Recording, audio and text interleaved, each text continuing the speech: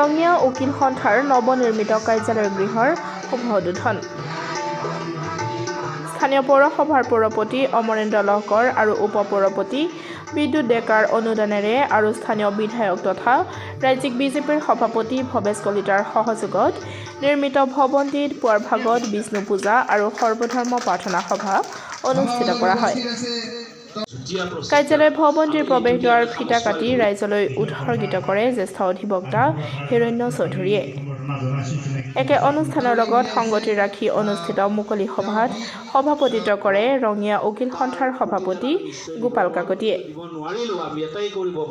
ৰঙিয়া উকিল সন্থাৰ সম্পাদক সৈয়দ মুস্তাফা আহমেদে আঁত ধৰা আৰু বিশিষ্ট গীতিকাৰ বেণুধৰ কলিতাৰ দ্বাৰা ৰচিত আৰু সংগীত শিল্পী প্ৰভাত নাথৰ দ্বাৰা সুৰাৰোপিত ৰঙিয়া উকিল সন্থাৰ শিল্পীবৃন্দৰ দ্বাৰা পৰিৱেশিত শীৰ্ষক গীতেৰে আৰম্ভ কৰা মুকলি সভাত অতিৰিক্ত সত্ৰ ন্যায়াধীশ অনিল বাজপৰ, মহকুমা ন্যায়াধীশ চুইটি ভূঞা, অসম সাহিত্য সভাৰ মাতৃভাষা ৰাজ্যভাষা প্ৰয়োগ সমিতিৰ আহ্বায়ক হেমন্ত কলিতা, ৰঙিয়া উকিল সন্থাৰ প্ৰাক্তন সভাপতি মকিব তালুকদাৰ, জ্যেষ্ঠ অধিবক্তাবৃন্দ ক্ৰমে চিৰাজউদ্দিন আলী আহমেদ, গৌতম চক্ৰৱৰ্তী, চিদানন্দ ডেকা, ভাস্কৰ বৰুৱা, শ্বৰিফুদ্দিন আহমেদ তথা শতাধিক অধিবক্তা আৰু ৰাইজে অংশগ্ৰহণ কৰে।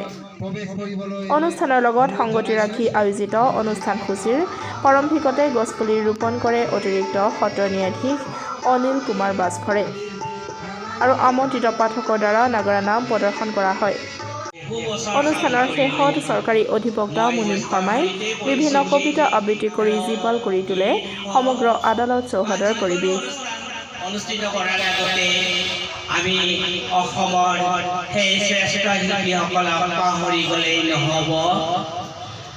মই ৰূপগড় জ্যোতিপ্ৰসাদ আগৰৱালাৰ কবিতা অসমৰ নবীন জোৱানৰ সংকল্প অন্তবেলাই ৰঙিয়া উকিল সন্থাই আজি এটি আটক ধুনীয়া নৱনিৰ্মিত গৃহ এটি পাবলৈ সক্ষম হৈছে আৰু সেই উপলক্ষে আমি এখন আজি সভা অনুষ্ঠিত কৰিছিলোঁ আৰু ইতিমধ্যে আমাৰ সৰ্বধৰ্ম প্ৰাৰ্থনাৰ অন্তত তাৰ শুভ উন্মোচন হৈছে আৰু উন্মোচন কৰিছে আমাৰ জ্যেষ্ঠ অধিবক্তা হিৰণ্য কুমাৰ চৌধুৰী ডাঙৰীয়াই আৰু ইয়াৰ পিছতে আমি বিভিন্ন কাৰ্যসূচী আছে আৰু এই কাৰ্যসূচীৰ পিছতে আমি এই গৃহটিত প্ৰৱেশ কৰিম আৰু আশা কৰিছোঁ অনাগত দিনত ৰঙিয়া উকিল সন্থাই এই গৃহটিৰ পৰাই সমাজৰ হকে যুঁজি ন্যায় দি যাবলৈ সক্ষম হ'ব।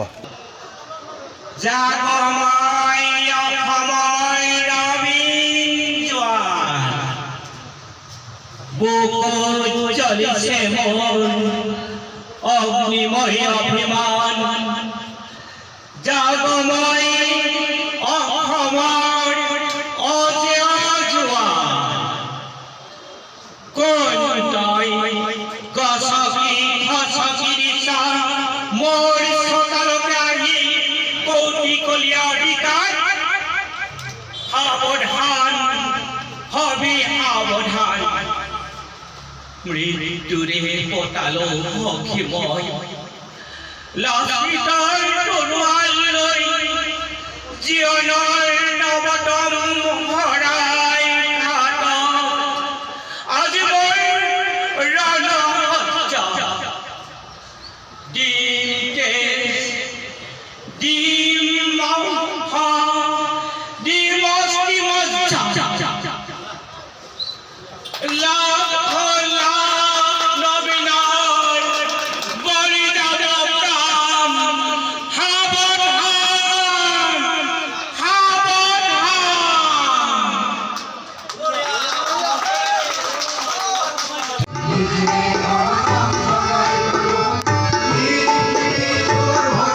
ৰঙিয়াৰ পৰা হেমেন কলিতাৰ ৰিপৰ্ট, ডেমক্ৰেটিক আছাম।